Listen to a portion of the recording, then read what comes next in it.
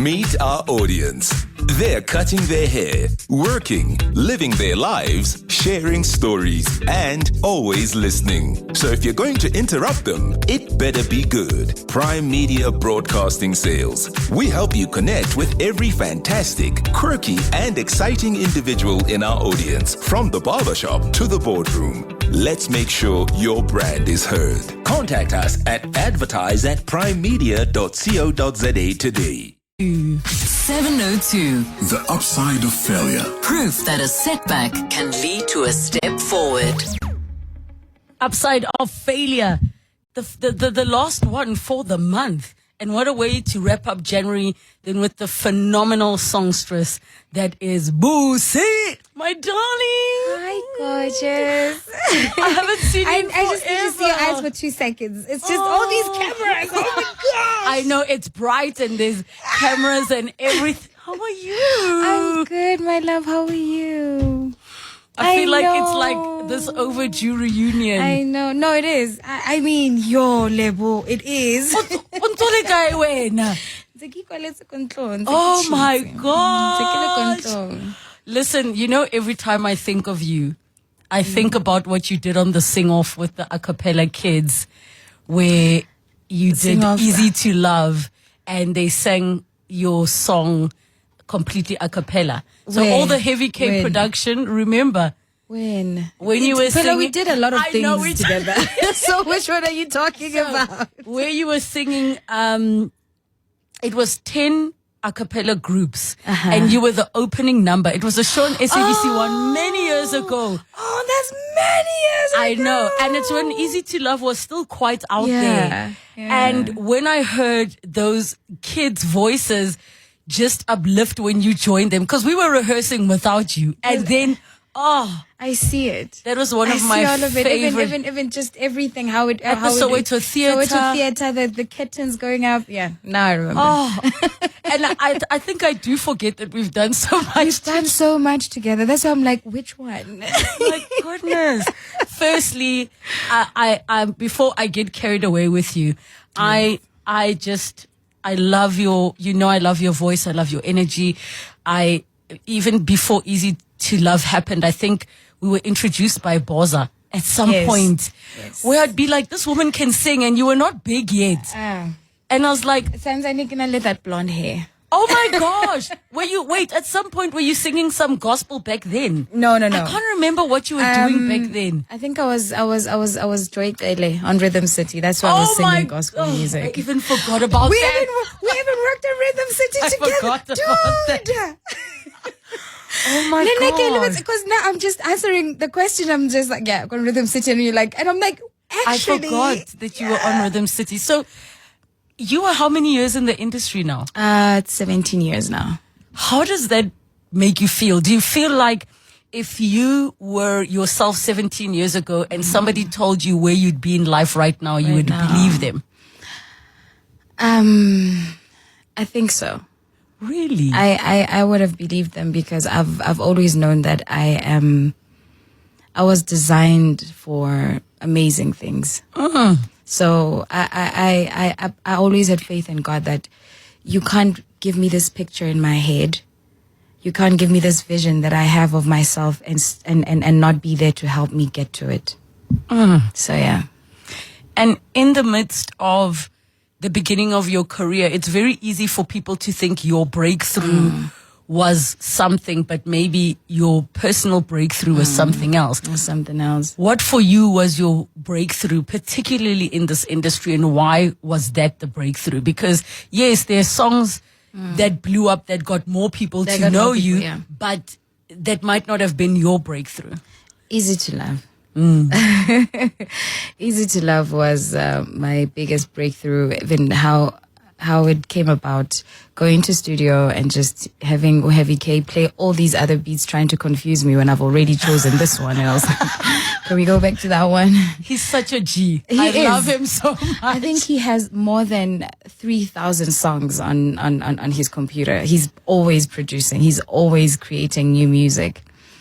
And I think everything about that song I've been writing, and for the first time I was really, really like dangerously and deeply in love when I wrote Easy to Yes. Love. So I think it became my biggest song because of just how honest I was and singing in my mother tongue, you know, teaching as Xhosa, because there was just no other way of expressing what I was saying. Only in Xhosa I could be able to express uba indoda eqikiziweyo ezithembileyo ehlonipha amasiko with no compromise. Oh, sonke siyazi nje girls. Ladies. So I love how you're saying you were so in love then. Does it mean you're no longer in love now, or that love is not what it was like before? Love is not what it was like before. Why though? That is the truth, guys. Why? Love is not. I don't know, because you know I don't know. Am I still going through a divorce? Is it finished? Is it finalized? Like it's good. I've just been separated. So, you know, when you meet people, you find that it's not the same anymore. You know, being out of the dating game for more than 9 years, you come back and things are different, and it's just like, but I'm not used to this. I mean, I'm the Shela girl. I'm the Shela daughter type of girl. When you like me, pursue me. Now it's just like, yo, are we doing this or not? And it's like, I don't think so. What do you think changed? Because I mean, we have spoken with so many guests on this show who are going through or have gone through a divorce, and many of them will cite things changed when I got more famous, or things changed when we had kids. What do you think changed? And this I'm always genuinely curious, because I'm not married and I'm not sure if I subscribe to the institution of marriage or not, but I'm always curious. I think for me, what changed was, what changed was when I decided that, you know, sometimes as women, we make all these decisions and we don't consult our significant other, or, you know, and you just make the decisions because, you know, it's so hard being, yo guys, I get you. Okay, I understand. And you hold on so hard because you're just like, I don't want to be part of this dance. I just want to make this work. But I think for us, what changed is, one thing about my ex-husband and I is that we will always love each other. We know that because we have 2 beautiful kids together. The only thing that just changed is that now it was just a time where we wanted different things in life, you know, where instead of going the same direction, we just kept pulling in different directions. And it was not healthy for either of us. So it was just like, you know what we're going to do? We're just going to love these little people that we made. And he's an amazing father. And I just had to make peace that, you know, you're an amazing person. It's just not my person, clearly. Yeah. How have you been navigating that happening while you have children? Because we come from the generations who say, I stayed for the kids, right? And we also are fully aware of how divorce, separation can impact children, and just give context of the age of the kids and how you guys are managing it. My Apiwe, my beautiful, you gave me such beautiful babies. I love my kids. Apiwe is 8. He just turned 8 in January, and that is my premature baby. Who came when I was told that I could never have kids. And then Lianda also showed up. My miracle baby. And then Ulianda is 4. She turns 5 in August. And then together we had 5 kids. So my first one is 19, and then my second one with him, well, in our marriage, was he's 16 this year, and the other one is 13, and then it was Apiwa who's 8, and then Leanda who is 5 this year.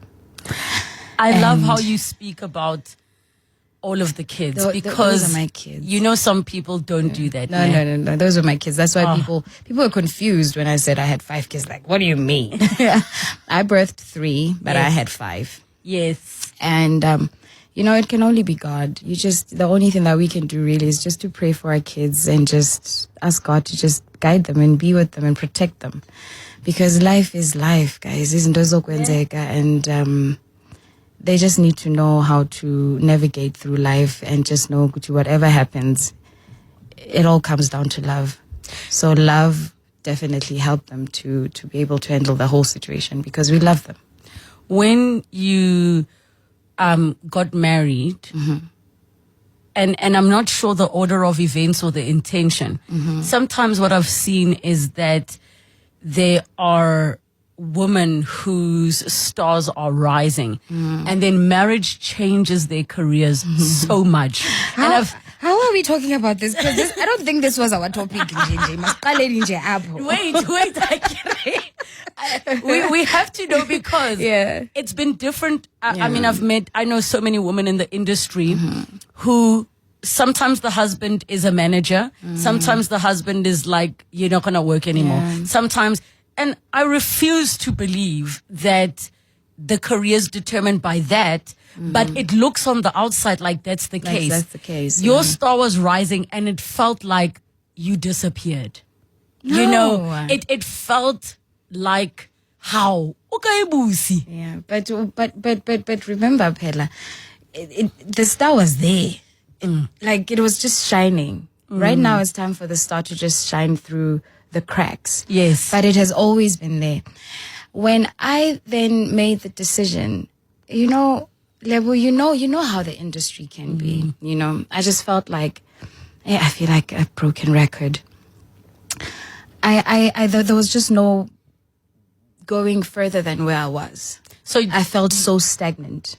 Oh, I did. In terms of in my where life you had reached in terms of achieving the things you wanted to achieve. You've done all the gigs. I've done all the yes. gigs. I mean, I get what Sebachoro would do Miss South Africa and I'll just be looking like a goddess there. So it's like Gideon's man, and there was just something that was missing.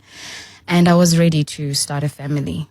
And for me, because I know how the industry is, I was just like, I want to be able to focus on raising my kids. I want to be there. I don't want to be umama that abandana bambone and during the weekends mommy's busy. Yes. I'll be like, there'll be a time, the time will come for me to get back to that place. But for now, I just really want to be present. I want to have a family. I wanted to have a family. And you so looked like you were loving it. I had fun. I still do. Even today, I can't wait to get home. I know the second I open the door and they see that it's Mom. The energy is the same energy every day. So that's what I needed for my soul. I loved being adored by crowds, but I needed more. And more for me at the time was, I need to start a family. So I want to take a quick pause because somebody desperately wants to speak to you. They sneaking in a call. Leslie in Durban, go ahead. Bucie's listening. Oh my God, I'm like, oh my God. But anyway, I'm Leslie Makatini. I'm calling all the way from eThekwini, Durban. I listen to 702, but I used to live in Johannesburg, but I listen to 702 because that's the radio station I click with. But anyway, it's never about 702, it's about you today. So Hi, I'm Leslie. so super excited. I'm super excited, Bucie. I wanted to just put in it's brilliant. But I just wanted to, on a serious note, I just wanted to ask the inspiration behind your Rebirth album, Love Me Right.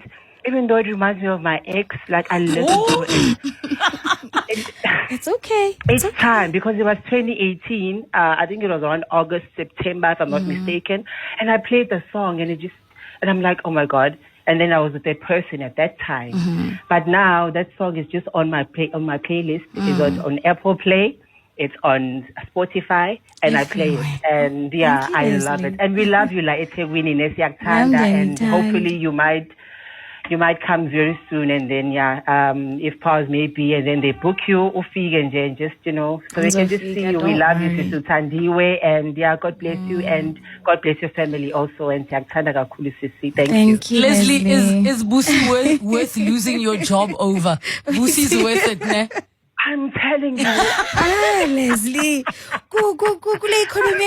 please. No, I'm already done with everything, so I'm just now, Okay, just, I'm done with everything. Yeah. Thank you very much. Thank you, Leslie. Bye. Thanks, Leslie from Durban. How does that make you feel? Because the crowds is one thing when it's a group of people, but when it's that one person, it's such a beautiful, humbling, and beautiful. Like it's overwhelming, but in the most beautiful way. Because one thing that I know, Lebo, is that I know that none of this is about me. Really isn't. All the glory belongs to God. The fact that I could take a break and leave for so long, and when I come back, people are just like, we are waiting.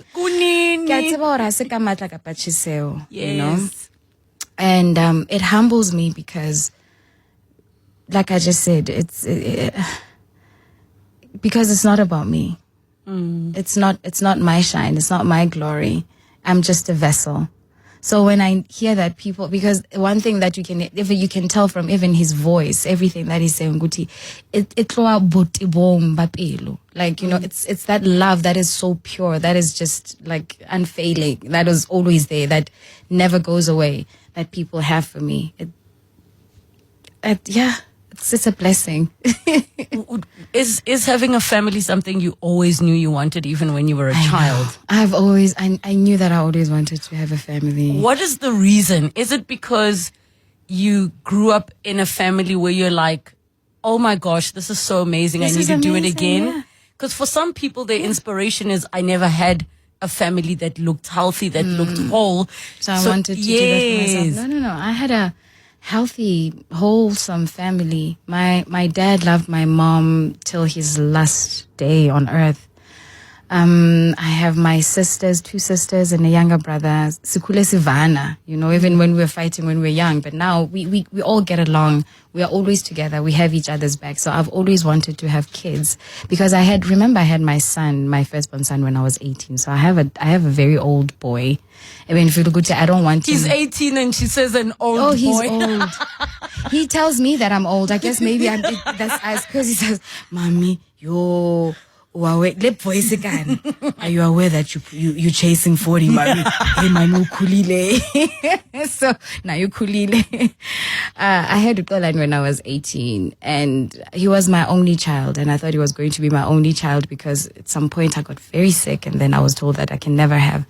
And I was like, but baby, plan was not for you, kutukuluiwani. Yes. Because I know that you're such a kind boy. I would have wanted to see you how you are around your siblings. And I am so happy because he takes good care of his siblings. Zake, when he's around, because he doesn't live with me, he still stays with my mom at Lexstop. So when he's around, I know Guti, if I'm gonna come and do an interview with Lebohile, my kids, Uputuabo is taking good care of them. But just his touch. So I've always wanted that because that's how I was. That's how we were with my siblings and, my mom and my dad being there every step of the way. Is that why the decision for divorce was so difficult? Because you grew up in a setup that just was not a thing? It was. And then what made it acceptable was me having to really just say, with my mom and dad, we've never seen them fight. We've never seen them unhappy. Even if they would hide it from us. But at some point I felt like I was failing when it comes to that because I'm one person who can't even hide my emotions. So I didn't want to now, whenever we have a disagreement, I'm not okay, and my kids can see that. And I hated that. I was like, I don't want to raise unhappy kids that are always seeing mommy and daddy always just arguing because they're not seeing eye to eye. I want abantwana bam baba kule, and now when they see us together, they can see that we are friends. Because we are just friends right now. And we are happy. And I can see Lebon, and my kids are very happy to just see and grow up in that environment where even if daddy comes to pick us up from mommy's house, they're fine. There's no fight. So even though they still don't know what this is, but they're just seeing the people that they love the most getting along just fine, and really they feel that love that we have for one another. So in terms of when you were much younger, what did you think failure is? Because obviously that will kind of dictate the things you see as failure as you get older. For me, failure has always been not achieving what you wanted to achieve. If you don't get there, whether it's on time or if you're doing it properly, that has always been failure to me. And how did that get treated in the home? Like you say, if you had set yourself out to achieve something at school, what would you then? How was that like treated? Were you always of the understanding that, okay, I failed here, but it's not the end of the world? It's not the end of, yes. That's how my parents were when I go back home. Because even with me falling pregnant, as much as they were losing their minds, but I was assured, Guti, it's not the end of the world. You're young. Nangumda nukona. We know that you're going to fix it somehow. We have faith that you will. And that's why I was like, okay, so sometimes if even though you don't get to the point or the level of Nufika Kuya at the time, but eventually you'll get there if you just don't give up on yourself. Can you guess, having worked with me enough times, I'm giving you three guesses as to what you think my favorite song of yours is. You have three guesses. As in, what is Rele's favorite Bucie song? Phela wena unkophisiste le gospel wena uyakhumbula and you Pastor killed Benjamin it. Dube. You killed it. Level, which one? It's not Ngelindata. Nope. I know, you are Superman. Nope. Really? Nope, it's not Superman. How? Okay. Apart from Easy to Love. Nope. How it's is not it not even easy Superman? to love. Okay, Level. Do I have to tell you? Can be Sheila. Nope. It's not Sheila. Turn Me On. Nope. It's not Turn Me On. Okay, Level, I don't know. Well, I'll tell you after the news. It's 2:30. 702. The upside of failure. Proof that a setback can lead to a step forward. The upside of failure on this Friday today at 22 minutes to 3 o'clock. 011-883-0702, the WhatsApp line 072-702-1702. Mankan Midran says, you can't just say Bucie. Bucie who? Which surname are you going by now? So her stage name is Bucie, Bucie. Which surname are you using? Oh, Mandla. I don't know. I don't know. Can we just stick to Bucie Miss Easy to Love for now? Okay. So the same way that we have Donald in denial. In denial, I'm easy to love. Bucie easy to love. Oh, I'm a superwoman. Superwoman. It's up to you. You haven't guessed. Have you guessed the song that is my favorite of yours? No, I haven't. Okay, wait. Before I guess, first give me the timeline. Oh, I don't know the timeline, but what I'll tell you is, the clue I'll give you is it was a collaboration. You're not on the song alone.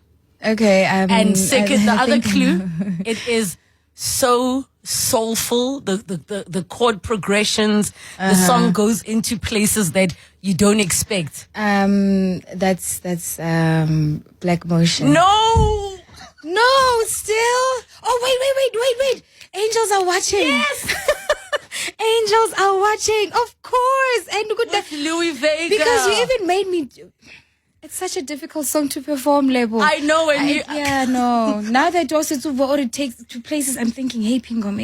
And now Yes. and you're like, no, I'm like, no, then it has to be Angels are Yes, watching. angels are watching over me. It's in my, when Apple Music shows you your like top 50 whatever, I will have that song on repeat. There are things you do with your vocals. It was originally written and sang by Josh Milan. Oh, but you and your interpretation and what you did. Thank you, my babe. sis. You know, I had to sit with that song for I think like 3 days, and I had to call because I recorded it at Studio Sky Louis, so we were in New York.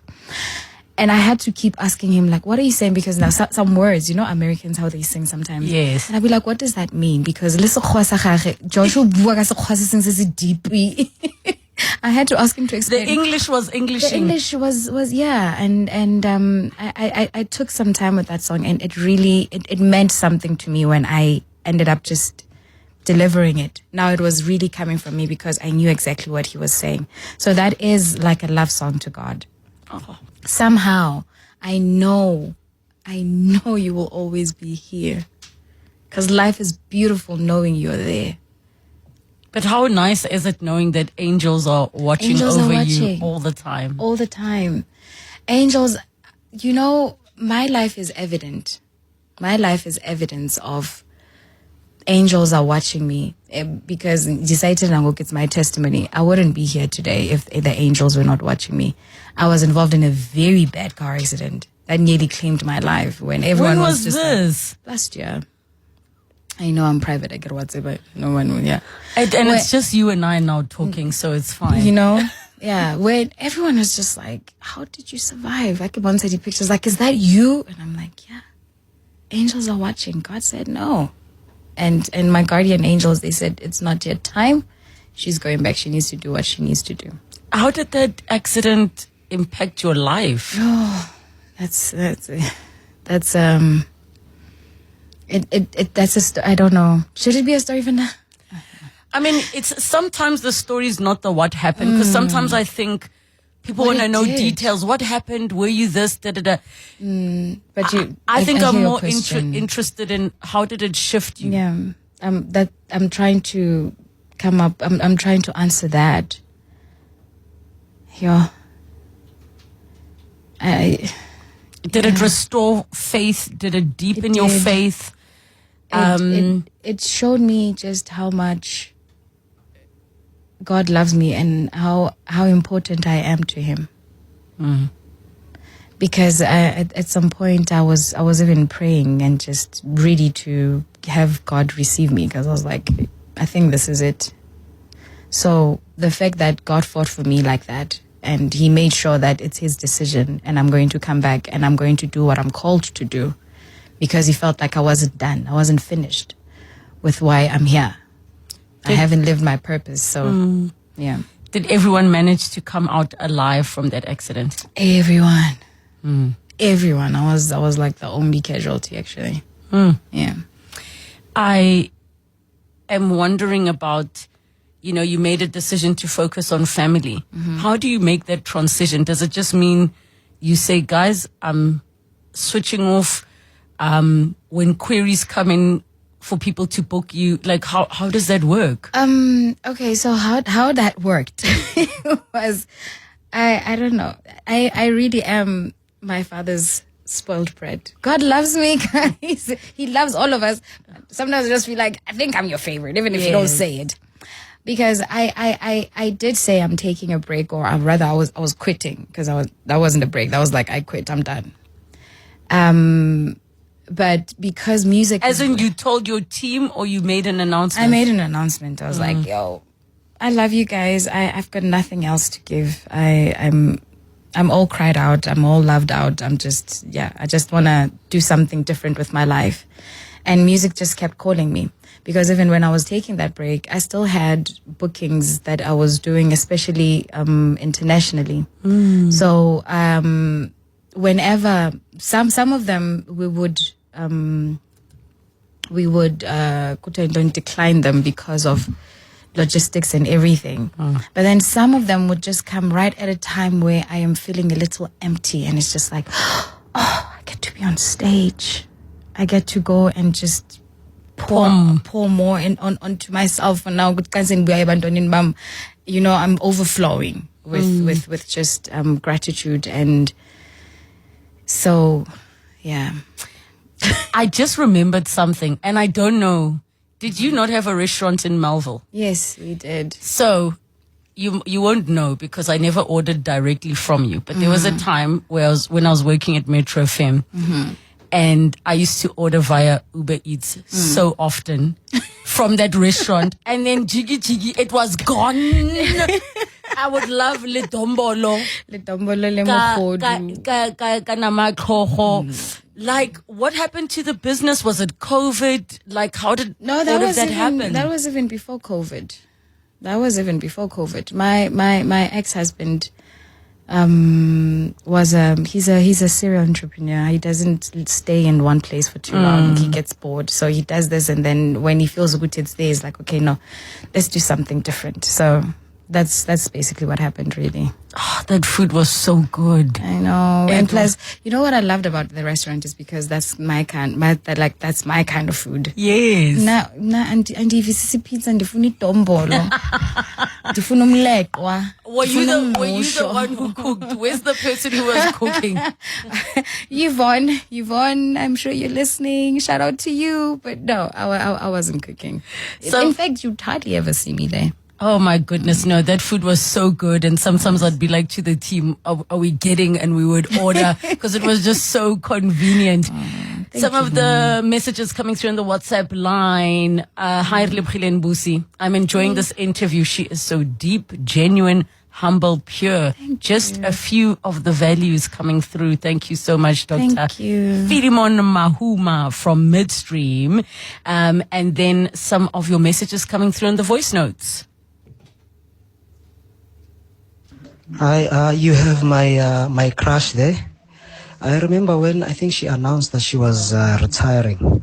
I have never been so shattered. I used to enjoy her perform. She's the one person whom I could actually watch, who would sing without moving so much. But I would enjoy just watching her. I also enjoyed her facial expressions as she sings. She used to be she used to make me smile whenever I watched her. I'm hoping she would make a very strong comeback. She's really missed. Hi, Sis Rebo. What a beautiful soul you have in there. What a wonderful woman, individual, human being God has given us. You know, I like it. I like it from Toshi, from Superman, all those songs she did with Black Coffee, Ispanga, and all those things with Heavy K, other ones with Heavy K. And to tell you to date how much I love her. I have a whole playlist of Ses Bucie. That's how much I love her. Even some of the songs I renamed them Ses Bucie, not just Bucie. And there's a song she did recently, latest, and I thought that song is gonna blow out, but I don't hear it much. Is it because she's hiding it? She did it with Black Motion. That Please Stay. It's called Please Stay. It's the recent song. That's not mine. That's Black Motion. That's how much you know that this is not just a person, it's a vessel. She's a worshiper. She's in Judah. Thank you. Thank you. Love you, Sis Kwena. Thank you, Kwena. How does that make you feel? Hi. Hi. Such a real response. You know, it really, this kind of love is not something that I can ever get used to. I never get used to it. It always feels new to me when I receive, you know, this kind of love. That's the humble Bucie I know. Oh, man. That is the humble Bucie I know. Thank you, guys. I love and appreciate you too. And can I tell them what we're saying off air? Uguti, guys, I know you guys are looking for new music. It's just that really, I'm really not inspired at the moment. The only song that I took out was Faithful. And Faithful because there's just so much. You know, Faithful comes from a very, very special and deep place in my heart. Where Nyani, you just, when all fails, when everything is falling apart, you know, God will never let you down. So Zendatani. He is the author and the finisher of my life, the beginning and the end.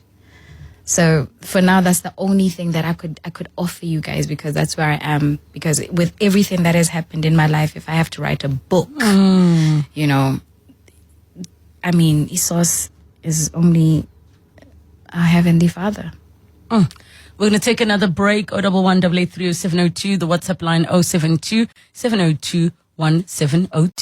702. The upside of failure. Proof that a setback can lead to a step forward. 8 minutes to 3 o'clock. The upside of failure. We're with Bucie. What is it to love? We are waiting confirmation of the surname. 011-883-0702. The WhatsApp line 072-702-1702. You have spoken publicly about your mental health. Yes. And you know, I choose to believe I'm an advocate. We speak about it so much on the show, and the sooner we normalize it, the better, because I think many people are walking around undiagnosed. They're walking around afraid to speak, afraid to ask for help. How is your mental health today? Today, especially today. Yes. I'm all over the place. I'm all over the place. I want to scream. Nothing is going my way. I wanted to do my hair. And then I looked at the time. I was late. I had to come here and make it on time for this interview because I made a promise to myself that 2025, I will not be late for nothing. I'm going to be early. Just be early, because even if I'm trying to say I want to be on time, I'm going to be late. Yes. So nothing is going my way, but I'm not losing it, you know. And that's how I know, Guti, I'm slowly getting there, because you would find that if things don't go my way, it completely messes up my mood. Throws you off. It throws me off completely, you know. Would be doing this interview, I'd probably be frowning the whole time, can't even laugh, because I'm still holding on to what made me angry a couple of hours ago. So because now I know what is wrong with me, and I know how to handle it. I am always counting in my mind and in my head, saying, Guti, it's not a bad day. I mean, it's a bad day. It's not a bad life. It's going to be okay. At least you did something good. You got there and you made it on time for your interview. You did something that was professional. And our hair's matching now. Come on. It was meant to be. Mariano, at least there's like glue from the previous installment. So I look a mess. So what did the doctor say? Because I know with mental health, you can get a diagnosis 3 years ago and then a new diagnosis later, because it takes time. It takes time. Yeah. So what does the doctor say your diagnosis is right now? Right now, I'm still dealing with the same issue, which is borderline personality disorder. Borderline personality disorder. But one thing about me is I don't know if Kilegwala or I just love life as much as people with that. They can be very suicidal and very self-sabotaging. I've worked so hard on that. I've never been very suicidal, but self-sabotage, that was my thing in everything I do. You know, the relationships is moshekileo, because I got so mad. I didn't know how to behave, and I just saw red, and you know, it's still the same. For as far as I know. Yes. Unless if maybe trying to figure out your food out it has changed, but I haven't really had time to really concentrate on that, because I want to believe that mentally right now I'm okay, because what I've been through, especially last year, if I wasn't dealing with myself and my mind, I would have completely lost it. And also, the fact that I'm here today and I'm still stable, you know, it means good to you. You're okay. Doing a good job, yeah. Also, our industry is not conducive to any kind of mental health challenge. Did it help you when you decided to take that hiatus? Oh, no, it did. It did, because I think only then a lot of things made sense. It did. There was just this one time where I knew that this is not normal. There's something wrong with me. I need help. I needed to get myself checked in and get the help that I knew in my mind and in my heart that I needed, because what was going on with me, what I was feeling, was not normal. And then being in the industry, I now started seeing of all the other things that just trigger that. And they went on by, oh, no wonder that behavior saw at that time, because this means good I was reacting to this. And now when I think about it, it's just like, okay, now if I have to go through the same situation, I know how to handle it better now. I'm so sorry that we've run out of time. I know. So very quickly. Literally 2 minutes. Very quickly, tell me, what is the biggest lesson you've learned on failure in one sentence? That you can always try again. Bucie, waga easy to love, waga Superman, waga all It's the not beautiful the end, things. like you just said, it's not the end of the world. You can try again. And when you allow yourself to fail, you allow yourself to be able to try again.